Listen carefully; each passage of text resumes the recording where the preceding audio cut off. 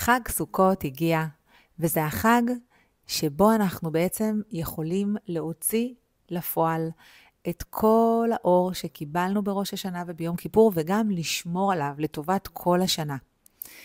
ובחג הזה בעצם מה שחשוב לדעת שהסוכה היא אנטנה שמחברת אותנו לאור שיש בו כל מה שאנחנו זקוקים לו, שיכול להגשים לנו את החלומות שלנו, שיכול לעזור לנו להשתפר ולהיות טובים יותר.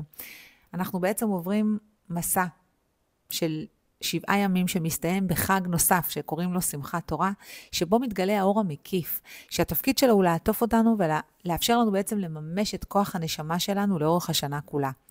אז אני ממליצה לכם, גם אם אתם לא מתכוונים לשבת בסוכה, לאכול בה, אז לפחות לקחת לכם כמה דקות באיזושהי סוכה, שבעצם היא הבית ההיראי שלנו בחג הזה, בשביל להתחבר לאור הגדול שאנחנו מקבלים, ולבקש בה כל מה שאתם רוצים, וכדאי גם לכתוב את זה, כי אתם ממש יכולים לקבל בהירות לגבי החיים שלכם, ולדעת מה לעשות בשביל להתקדם ולהשיג כל מה שאתם רוצים בשנה הקרובה. ודבר נוסף על סוכות, הסוכה היא ההגנה והשמירה, כמו שאמרתי קודם, על כל האנרגיה שקיבלנו בשנה החדשה וביום כיפור.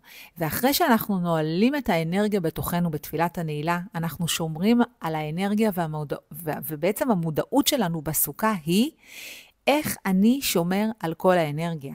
איך אני מחלק אותה עם כל העולם, ואיך אני ממשיך ועוטף את עצמי באור הזה לאורך כל השנה. ולכן כשאנחנו יושבים בסוכה, אנחנו בעצם מתיישבים בצל האמונה. זאת אומרת, אנחנו ממש מתחברים לאור של הוודאות.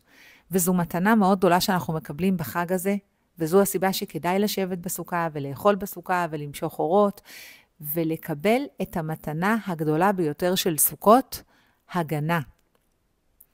אז שיהיה לכם סוכות שמח, סוכות שבו אתם מצליחים לקבל את כל הברכות, את כל הניסים, לפרוץ דרך ולהתמלא באור אינסופי לטובת שנה יוצא דופן.